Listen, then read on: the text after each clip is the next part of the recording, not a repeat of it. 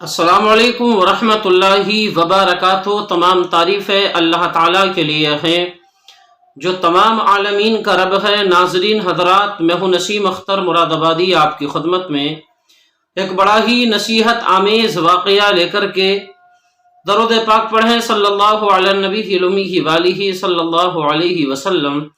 صلاۃ و سلام علیک یا رسول اللہ وسلم علیک یا حبیب اللہ صلی اللہ تعالی علیہ وسلم۔ ایک ہی صف میں کھڑے ہو گئے محمود و ایاز، نہ کوئی بندہ رہا نہ کوئی بندہ نواز۔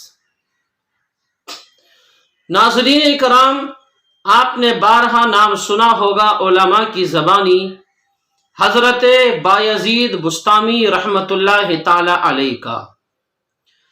آپ کو سلطان العارفین کہا جاتا ہے۔ ولایت کی اعلیٰ منزلوں پر اللہ نے آپ کو فائز کیا تھا۔ ایک دن آپ راستے میں کہیں جا رہے تھے، کچھ مرید بھی آپ کے ساتھ میں تھے۔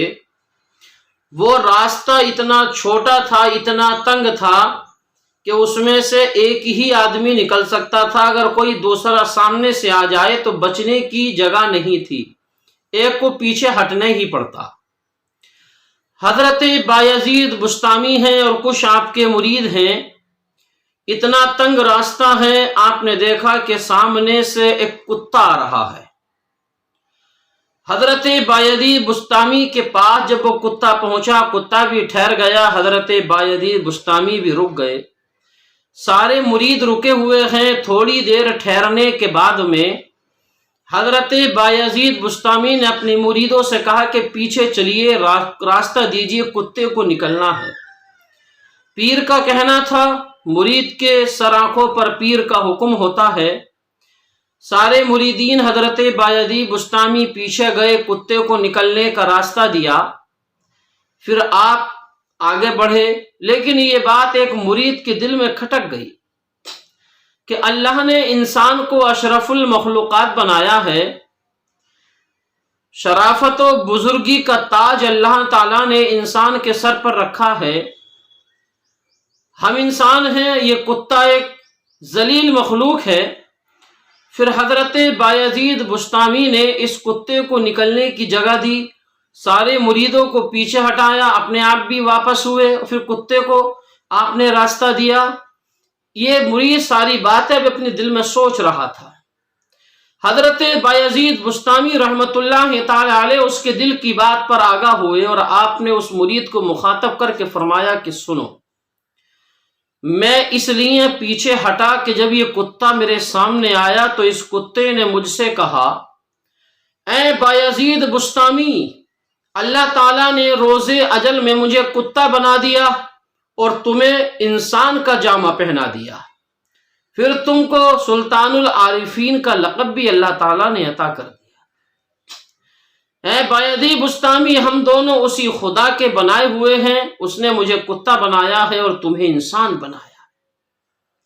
حضرت بایزید بسطامی کہتے ہیں کہ جب میں نے اس کتے کی یہ بات سنی تو میں پریشان ہو گیا اور اپنے رب کا شکریہ ادا کرتے ہوئے کہ اللہ نے مجھے اشرف المخلوقات بنایا، انسان بنایا، امت محمدیہ میں پیدا کیا ہے، اللہ تعالیٰ نے مجھے اتنی عزت دی ہے، اتنا وقار دیا ہے، اس کا شکریہ ادا کرنے کے لیے میں پیچھے ہٹ گیا اور میں نے کتے کو راستہ دے دیا۔ ناظرین کرام، واقعہ سنانا مقصد نہیں، نتیجہ آپ کے ذہن میں یہ اتارنا ہے کہ اللہ تعالیٰ نے انسان کو اشرف المخلوقات بنایا ہے۔ 18,000 مخلوقات میں جو سب سے زیادہ افضل و اعلیٰ بنایا ہے وہ انسان ہی کو بنایا ہے۔ وَلَقَدْ كَرَّمْنَا بنی آدم کا تاج انسان کے سر پر رکھا ہے۔ تو پھر جب اللہ تعالیٰ نے یہ بزرگی اور یہ شرافت ہم کو عطا فرمائی ہے تو ہمیں اس کا شکریہ ادا کرنا چاہیے لاکھ لاکھ مرتبہ کہ اس نے ہمیں انسان بنایا، اشرف المخلوقات بنایا، اس کا شکریہ ادا کرنا چاہیے۔ اور اس کے شکریہ ادا کرنے کے لیے ایسا نہیں ہے کہ خالی زبان سے شکریہ ادا کیے جائے، نہیں، اس کا شکریہ ادا کرنے کے لیے آپ نماز کی پابندی بھی آپ کو کرنی پڑے گی، کسی کا دل بھی مت دکھائیے۔ حضرت بایزید بسطامی نے اس کتے کا دل بھی نہیں دکھایا، واپس ہو گئے ہیں۔